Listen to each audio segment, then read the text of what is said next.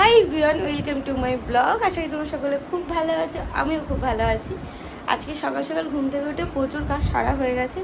এখন আমি এই দেখো রেডি হয়ে নিয়েছি, যাবো একটু ছেলের স্কুলে, কারণ ও দুদিন স্কুলে যায়নি।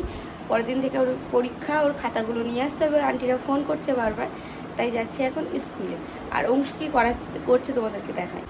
এই এখানেও পড়তে বসেছে, এখন লেখালেখির কাজ করছে, কারণ পরীক্ষা ওই সামনে বললাম। ও লিখছে, এখনও বাড়িতে বসে পড়াশুনো করবে, আর আমি যাব ওর স্কুলে। চলো সারাদিন কী করছি অবশ্যই তোমাদের সামনে তুলে ধরবো। ভালো লাগলে কিন্তু লাইক, কমেন্ট, শেয়ার, সাবস্ক্রাইব করে পাশে থেকো। বাড়ি থেকে সোজা প্ল্যাটফর্মে এসে দেখলাম ততক্ষণে ট্রেন ঢুকে গিয়েছে। চলো এবার তো ট্রেনটা তাড়াতাড়ি করে উঠতেই হবে। ট্রেনে উঠে পড়েছি, আর সেদিন কিন্তু ট্রেনটা বেশ ভিড় হয়েছিল। আর আজ ছেলের স্কুলে খাতাটাই আনতে যাচ্ছি, তেমন কোনো কাজ নেই। এই যে ছেলের স্কুলেও চলে এসেছি, তাড়াতাড়ি খাতাটা নিয়ে এবার বেরিয়ে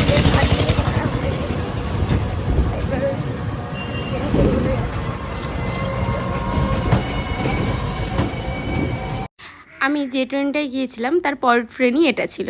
সঙ্গে সঙ্গে এসে দেখলাম ট্রেনটাও চলে এসেছে। আর দেখো পুরো ট্রেনটাই ফাঁকা, কারণ এই ট্রেনটা না নতুন দিচ্ছিল। চলো এবার ট্রেনে তাড়াতাড়ি বসে পড়ি। বসে পড়েছে, পুরো ট্রেনটাই ফাঁকা। কয়েকজন আছে, কারণ এই ট্রেনটা তো নতুন দিচ্ছে। আর এই ট্রেনটাই আমি স্কুল থেকে ফিরে বেরোবো। চলো বাড়ি যাই।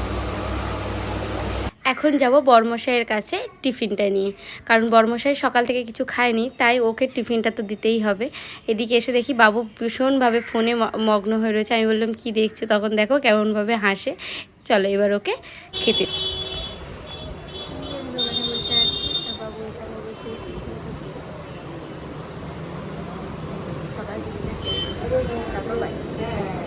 চলে এলাম স্কুল থেকে, ছেলের বাবাকে টিফিন দিয়ে এখন বাড়ি চলে এসেছি।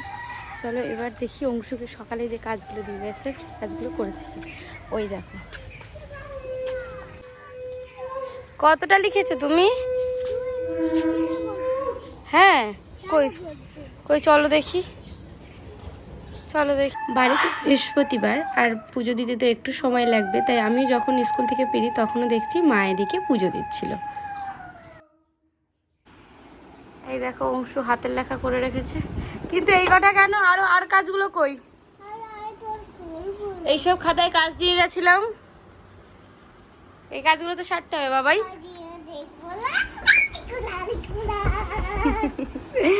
আচ্ছা চলো খেলা করো। যে কারণে স্কুলে যাওয়া আর কি, এই 3টে খাতার জন্য।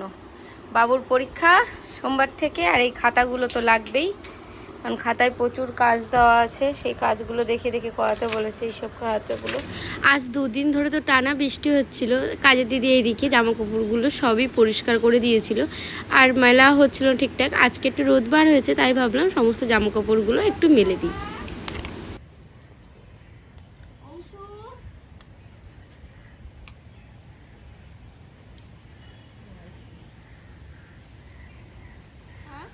আজ তো বারে বৃহস্পতিবার, আর আগের দিন তোমাদেরকে দেখিয়েছিলাম এই শাকগুলো এক জেঠিমা দিয়ে গেছিলো, আর বড়মশাই এই কলতলায় রেখে দিয়েছিল যাতে বৃষ্টির ফোঁটায় পড়ে কলগুলো ঠিক থাকে। তাই মাকে জিজ্ঞাসা করছিলাম আজকে কি কি রান্না হবে। মা বললো ওই শাক ভাজা, ডাল, আর অনেক রকম ভাজা হবে। আর এইদিকে আমার ছেলের বক্তব্য শুনে, আজকে কাঁকড়া হবে না, হবে না আজকে কাঁকড়া। হ্যাঁ কাঁকড়া। এবার রান্নাঘরে ঝটপট গিয়ে চলো এবার ডালগুলো বসিয়ে দিই, কারণ ডাল সিদ্ধ হতে তো সময় লাগবে। ডালগুলো সুন্দর করে ভেজে তারপরে তো রান্না হবে, কারণ মুগ ডাল বলে কথা। তাই ঝটপট রান্নাটা বসিয়ে দিই, কারণ ছেলেকে ওই 12:30টার মধ্যে একটু খাওয়ানোর চেষ্টা করি। চলো ঝটপট রান্নাটা সেরে ফেলি।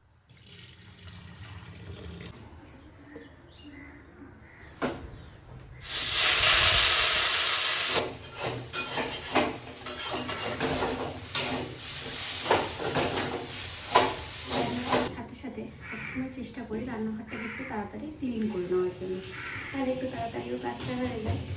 সকালবেলায় খাওয়া দাওয়া হয়েছিল, আমি তো গেছিলাম একটু স্কুলে, মাও সমস্ত কাজ সারছিল। এখন আমি এদিকে ডাল ভাজা বসিয়ে দিয়েছি, আর এদিকে রান্নাঘরটাকে পরিষ্কার করবো।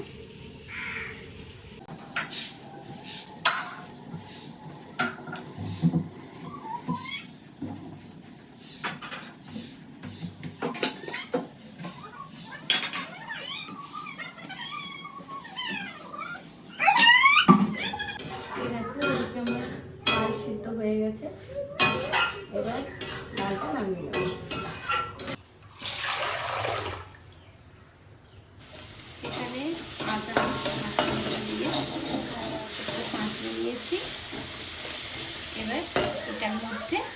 ডালটা দিই।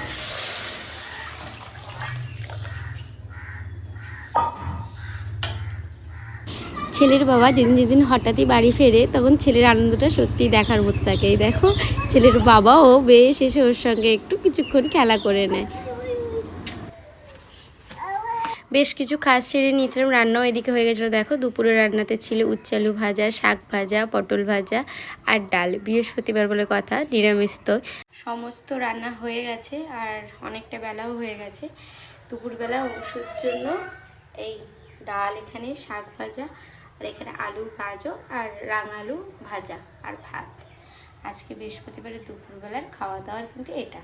চলো এখন আমি ছেলেকে খাইয়ে নিই, তারপরে ছেলের বাবা আসলে তারপর আমরা দুপুরে খাওয়াটা সারবো।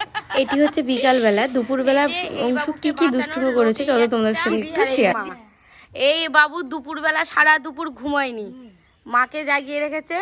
আর তার জন্য অংশুর পানিশমেন্ট কি মা বলে দাও? ও মা বলে দাও ওর পানিশমেন্ট কি বলে দাও? ওর পড়তে বসতে হয়েছে, তাই তো? সব লিখে নে, ঝটপট লিখে নে ঠাম্মির কাছে, নাহলে পেটন পড়বে। এখানে আমি রেডি হয়ে নিয়েছি, এই দেখো আমি রেডি হয়ে নিয়েছি। এখন যাব বড়মশাইয়ের কাছে, কারণ আমাদের বাড়িতে কারেন্ট নেই। বড়মশাই বললো যে একটু চার্জারটা নিয়ে এসো। চলো একটু বাজার থেকে ঘুরে আসি। সারাটা দুপুর থেকে বিকাল পর্যন্ত কারেন্ট আসেনি। ছেলেটা খুব জ্বালাতন করছিল, তাই তাকে দুটো তাড়াতাড়ি খাইয়ে ঘুম পাড়িয়ে দিয়েছি।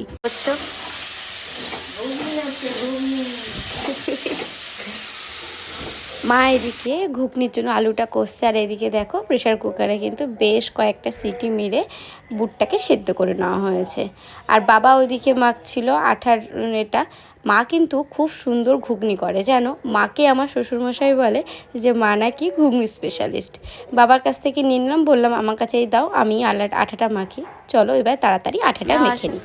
এদিকে ছেলের বাবাও চলে এসছে। আর ছেলে সারাদিন সাইকেলটা নিয়ে খেলছিল, বাইরে পড়েছিল, তাই ওর বাবা দেখো এই সাইকেলটা মানে উঠোন থেকে তুললো।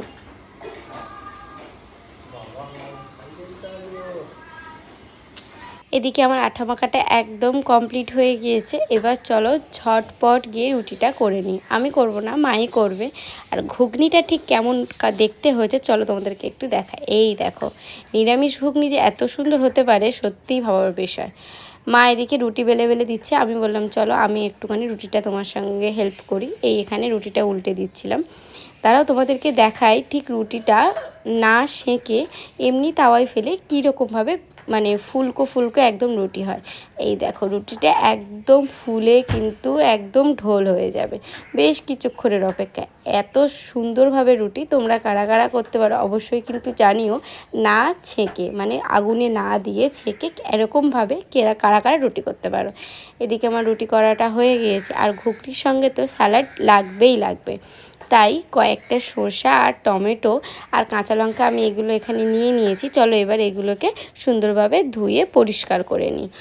ধোয়ার আগে আমি শসাটাকে সুন্দরভাবে ছুলে নেবো, কারণ শসা খোলাটা তো বাদ দিতেই হবে, তাই শসাগুলোকে আগে আমি এগুলোকে ছুলে নিচ্ছি। এদিকে আমার শসাগুলো দেখো একদম ধুয়ে পরিষ্কার করে নিয়েছি, লঙ্কার বোটাগুলোও পরিষ্কার করে নিয়েছি। আর আমরা কিন্তু বেশ ঝালটা ভালো খাই, তাই এখানে অনেকটা পরিমাণে লঙ্কা নিয়ে নিয়েছি। চলো এবার এগুলোকে কেটে নিই। এই দেখো এখানে আমি টমেটোগুলোকে কেটে নিচ্ছি, আর ঝটপট এগুলোকে কাটতে হবে। চলো তাড়াতাড়ি ঝটপট এগুলোকে কেটে কুটে গুছিয়ে নিই। এই যে দেখো এখানে আমার সমস্ত স্যালাড কাটা গুছিয়ে হয়ে গেছে। আর সবাই কিন্তু রুটি দিয়ে ঘুগনি খাবে, আমি খাবো কিন্তু আজকে মুড় দিয়ে ঘুগনি। আমার কিন্তু এই কম্বিনেশনটা দারুণ লাগে। তোমাদের কার কার ভালো লাগে অবশ্যই কিন্তু জানিও। আজকের ফুড ব্লগটা এই পর্যন্ত। আজকের ব্লগটা তোমাদের কেমন লাগলো অবশ্যই কিন্তু জানিও।